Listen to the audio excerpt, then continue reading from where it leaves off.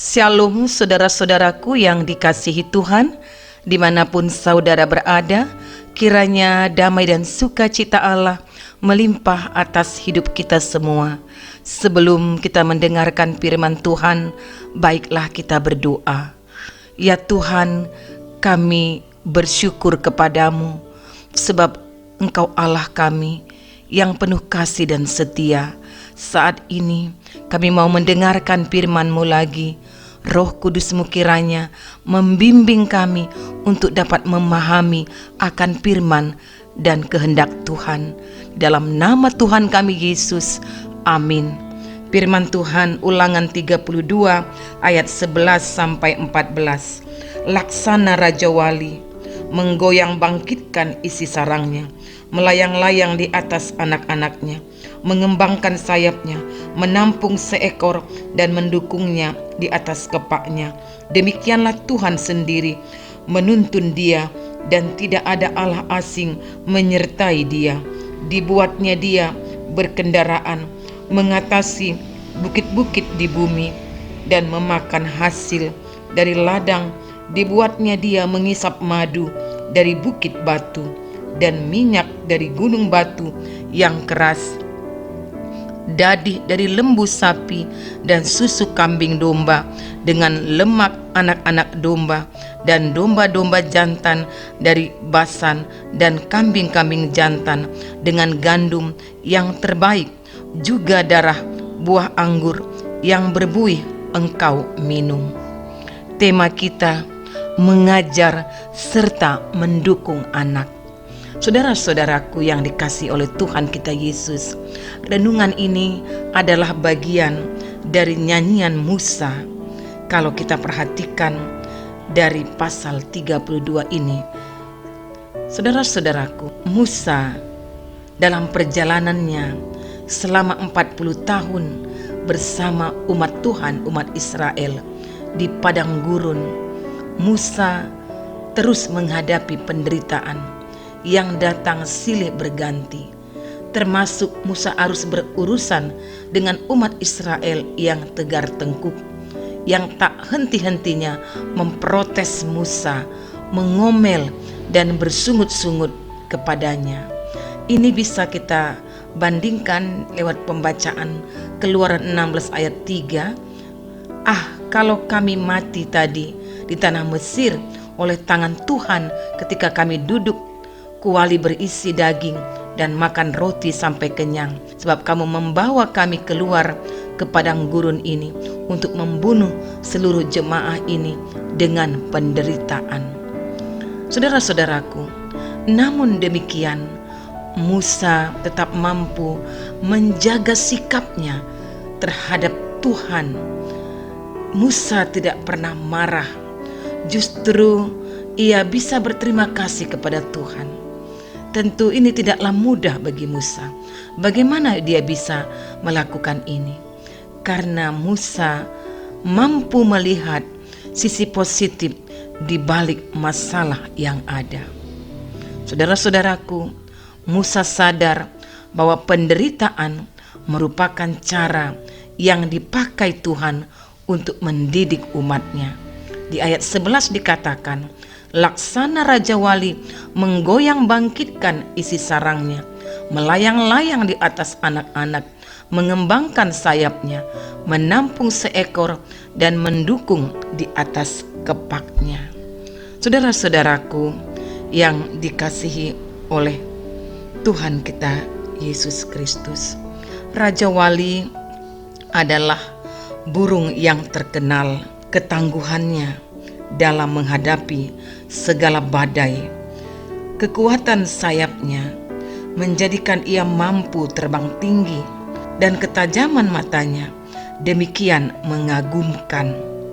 Raja Wali mampu melihat mangsanya dari tempat yang sangat tinggi, sekaligus mampu untuk mengejarnya. Semua kekuatan yang didambakan oleh burung apapun sepertinya dimiliki oleh burung Raja Wali. Namun kekuatan terbang burung Raja Wali ini tidak datang dengan sendirinya. Saudara-saudaraku yang dikasihi oleh Tuhan kita Yesus. Raja Wali selalu membangun sarangnya di pohon yang tertinggi, di puncak bukit yang tinggi dan terjal. Ini dimaksudkan untuk melindungi anak-anaknya saat telur-telurnya menetas. Ketika anak-anak Raja Wali lahir, induk Raja Wali akan menjaganya dengan segenap hidupnya. Semua kebutuhan anak-anaknya dipenuhi oleh induknya. Dengan kata lain, bayi-bayi burung Raja Wali tinggal menerima beres apa yang diperlukannya. Semua telah disediakan oleh induknya. Saudara-saudaraku yang dikasihi oleh Tuhan kita Yesus Kristus. Tapi ketika saatnya bagi anak-anak Raja Wali ini untuk belajar terbang, tanpa perasaan, induknya akan menjungkir balikkan sarang yang selama ini dipergunakan sebagai tempat berlindung yang nyaman bagi anak-anaknya. Tidak tanggung-tanggung, burung Raja Wali kecil itu akan terjun bebas beribu-ribu meter menuju batu-batu tajam yang ada di bawahnya. Dalam kepanikannya, ia akan berusaha untuk mengepak-ngepakkan sayap kecilnya. Dan pada detik-detik terakhir sebelum ia menghunjam batu-batu yang tajam di bawah, induk Raja Wali dengan sigap akan menyambar anaknya tersebut dan membawanya lagi terbang tinggi ke angkasa dan menjatuhkannya kembali. Hal ini dilakukan sang induk Raja Wali berulang-ulang sampai sayap sang Raja Wali kecil ini menjadi cukup kuat dan akhirnya ia mampu terbang sendiri. Saudara-saudaraku yang dikasihi oleh Tuhan kita Yesus, pada awalnya mungkin saja anak-anak Raja Wali itu tidak mengerti maksud dari kekejaman induknya. Tapi ketika induknya melakukannya berulang-ulang, ia pun mengerti dan menikmati proses pembelajaran tersebut sampai akhirnya ia tumbuh menjadi Raja Wali yang perkasa sama seperti induknya. Saudara-saudaraku, kita melihat tema kita, mengajar serta mendukung anak. Kalau kita lihat tema ini, tentu hampir semua kita orang tua menghendaki juga agar anak-anak kita dapat berjiwa ulet dan tekun untuk bekerja keras. Namun dalam kenyataannya, ulet dan tekun adalah sifat yang agak langka. Sifat yang banyak tampak adalah justru kebalikannya, yaitu sifat santai, mencari kemudahan dan memilih jalan pintas. Mungkin ini disebabkan karena banyak kita orang tua kurang memberi teladan atau kurang menciptakan suasana di mana keuletan dan ketekunan dapat berkembang. Banyak kita orang tua malah melindungi anak kita secara berlebihan dan menciptakan suasana serba santai, serba tersedia, dan serba dilayani. Akibatnya dapat kita bayangkan, akhirnya banyak anak tumbuh ibarat tanaman dalam rumah kaca yang dilindungi dari hujan, angin, dan terik matahari. Padahal seharusnya tanaman yang berakar kuat adalah tanaman yang justru sering ditimpa hujan, angin, dan terik matahari. Saudara-saudaraku, namun keuletan dan ketekunan saja belum menjamin bahwa hidup seseorang benar di hadapan Allah. Sebab bisa saja terjadi bahwa seseorang ulet dan tekun dalam pekerjaan yang jahat. Oleh karena itulah kita sebagai orang tua, tujuan kita untuk mempersiapkan anak-anak kita untuk dapat tumbuh dengan jiwa yang ulet, tekun, dan pantang menyerah. Inilah yang harus kita berikan, karena untuk itu kita mengajar mereka, mendukung mereka ke masa depannya agar tetap bisa eksis, tetap bisa bertahan, dan kelak mereka menjadi pribadi yang tangguh dalam menghadapi kehidupan ini, terlebih tetap mengandalkan Tuhan, Sang Pemberi kekuatan kepada mereka juga. Saudara-saudaraku yang dikasihi oleh Tuhan kita Yesus, demikian juga kehidupan kita secara rohani, baik orang tua, baik anak-anak kita, baik kita sebagai generasi tua di saat ini, dan juga kepada penerus kita sekalian.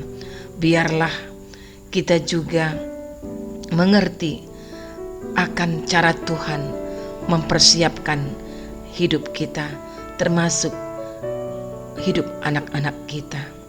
Seperti Raja Wali melatih anak-anaknya terbang, seperti itulah Tuhan melatih anak-anaknya.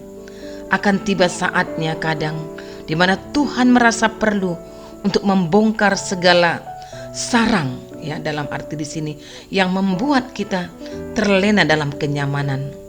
Mengapa Tuhan harus membongkarnya?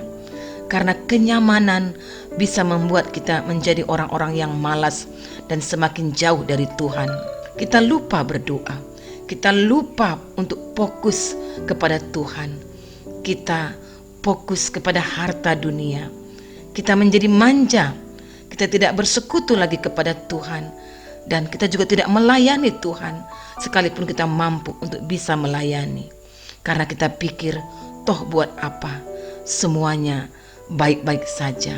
Itu yang sering kali kita pikirkan. Tapi saudara-saudaraku, ingatlah, di saat seperti itulah, karena kasih-Nya kepada kita begitu besar, Tuhan harus membongkar semua sarang di mana kita biasanya berlindung dan melatih kita untuk terbang tinggi seperti burung Raja Wali. Prosesnya tidak mudah dan itu tidaklah nyaman. Kita harus rela keluar dari zona kenyamanan kita dan merelakan diri kita pula untuk dilatih.